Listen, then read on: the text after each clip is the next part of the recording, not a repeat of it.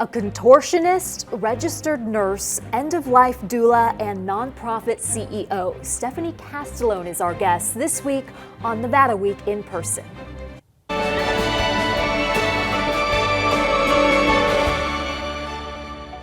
Support for Nevada Week in Person is provided by Senator William H. Hernstat.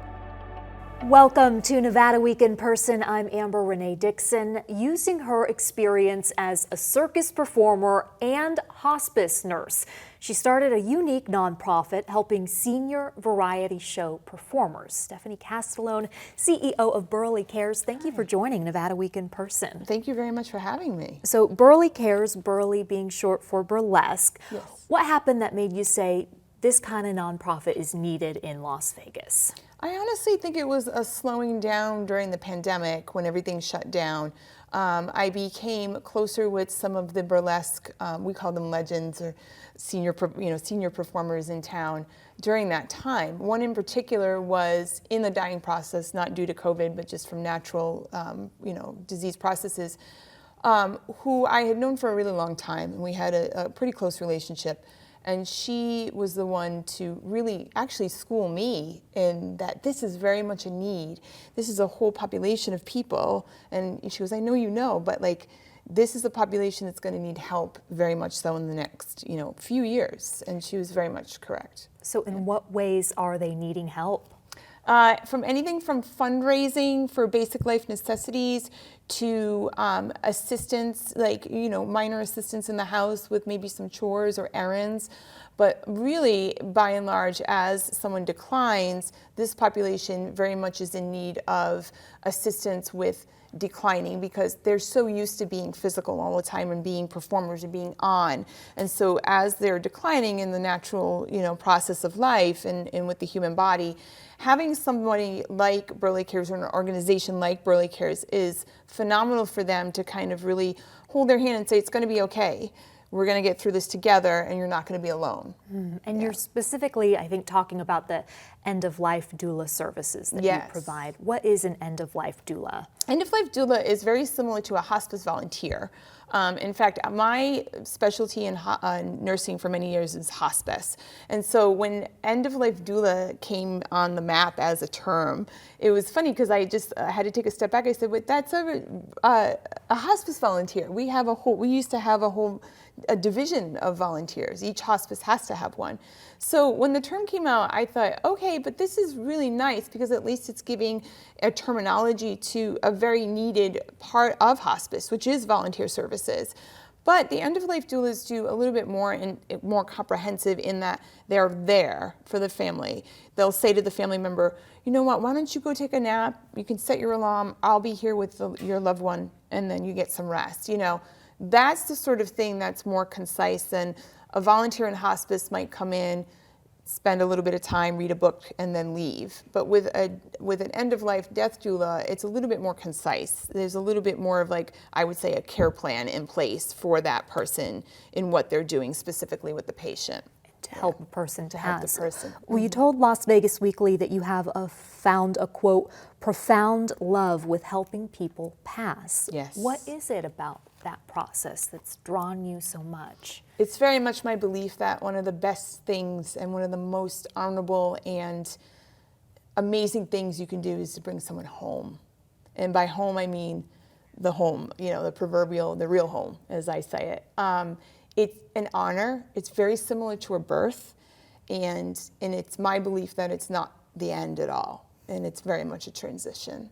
So it's an honor. It's an absolute honor. And there are birthing doulas. Yes. Right. So absolutely. This is, that's the start of life. This is which I've done a few times as well. Okay. Another talent that you have. I wouldn't say I am by any means proficient, but I've helped a few friends with birthing, yes. You talked about the proverbial home, and I'm wondering, when you think about starting Burly Cares, is there anyone better than you to have started this? Do you believe in destiny?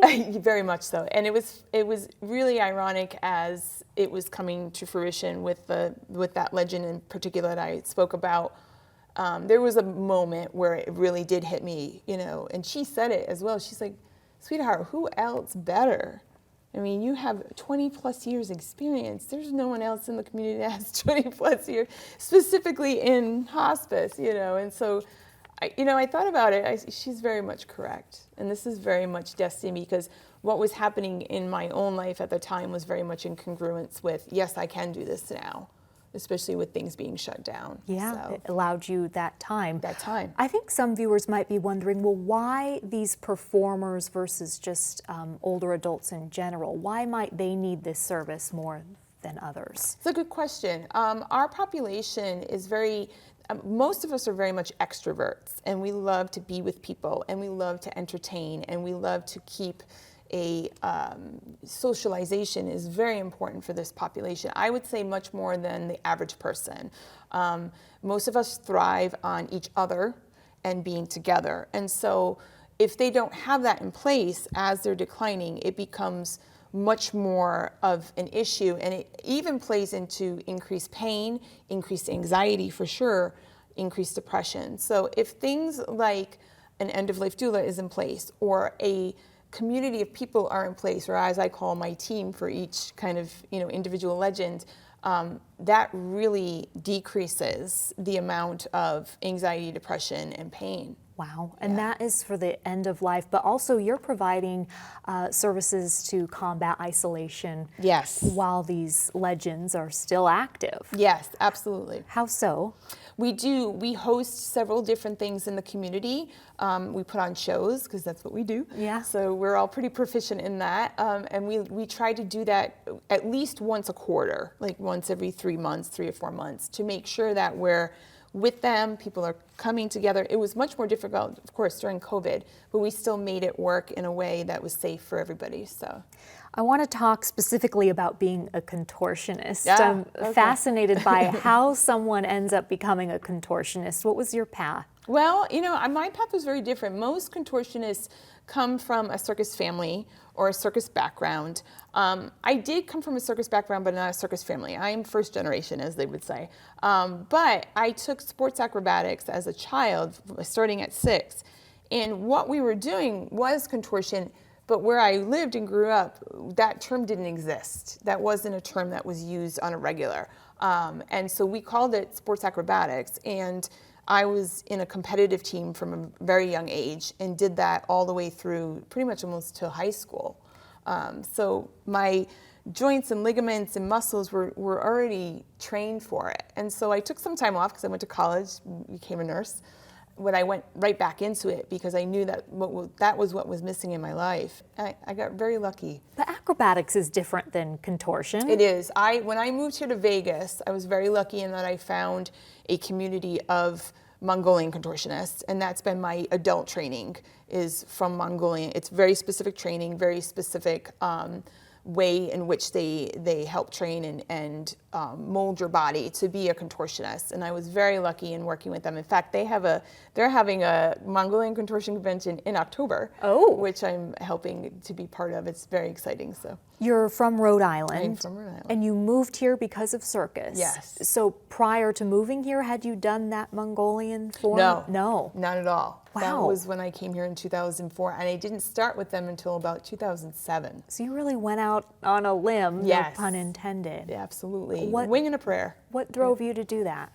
There's a lot of different factors, I think. I do believe that there was very much something spiritual. There was very much something during that time. I distinctively remember I was very into and had a very regular yoga practice. And if you've ever practiced yoga, it's very powerful, and I love it to this day. And I still try to practice as much as I can, although my contortion has kind of become my yoga practice in many ways. But while I was doing that, I was very in touch, and there was energy that I was feeling that was very different than what I felt before, and it was a very knowing of, nope, this is where we're going. And I knew on some level that I was going to make it work, and that this was what I needed to do. And I had never felt anything that rich and deep before, so I knew we got to at least try. How lucky to have. Very lucky. Yeah, incredibly lucky. And so going with that, you end up going on to perform for or work for artists like Jay-Z and Beyonce. But what do you mean by that? Do you perform for them or perform with them? That's an amazing story. So I do a lot of corporate events, and I've done a lot of corporate events. And we were down at Lake Las Vegas, and I was working with one of my agents that I usually do gigs with. And we're in the room, we're warming up. There's me, there's a couple of rhythmic dancers, there's another hand balancer person. We're all, together, we know each other, everything. All of a sudden, one of the girls comes back, she goes, she's right in the front. And I went, she's right in the front, who? She goes, Beyonce. And I went, Beyonce's here? And then one of the other people said, oh, that's this whole event. This is a private event for Beyonce and Jay-Z's Roca Wear. And I went, my jaw dropped. And I was like, no one told me this. And so I walk out to do my act, and there they are, right there. And I'm like, you didn't wave? No. Okay. Afterwards, I shook their hand, and I was very much like, very nice to meet you. Thank you for having me. They loved everything. So it was a beautiful evening. What was that like performing for them?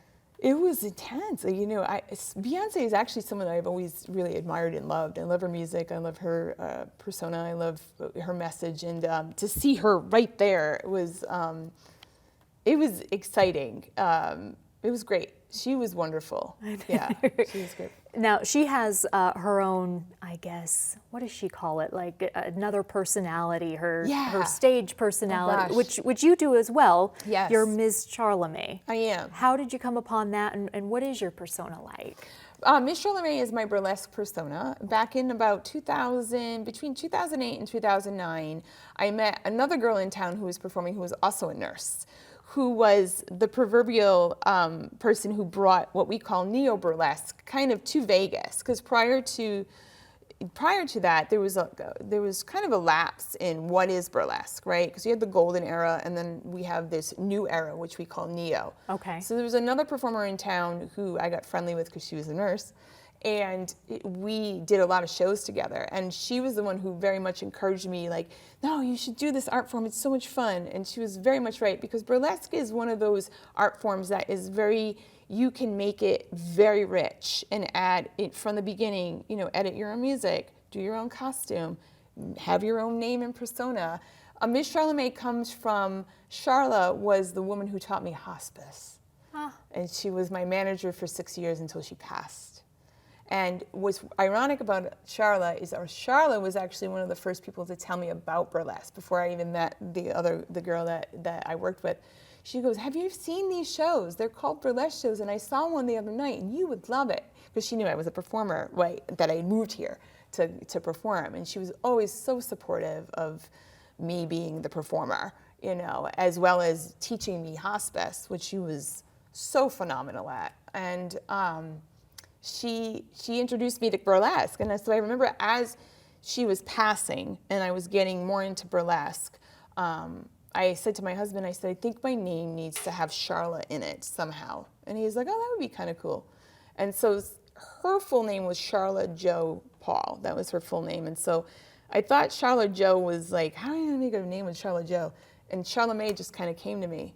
And it stuck. And then I just put the Ms. to it, so. What a beautiful way to honor her. Yes. Last thing, how can people watch you perform? Where can they watch you perform? Well, regularly I'm at the Lost Spirits Distillery, which is at Area 15. It's actually called the Lost Spirits Distillery and Circus now. So it's a wonderful place. I highly recommend anyone go if you haven't been already. It's like nothing else in town. Yeah. It's wonderful, and I have so much fun there. I have to cut you off because we're running out of time. Stephanie Castellone, thank you so much for joining Nevada Week in person. To see more interviews like this, go to vegaspbs.org/Nevada Week.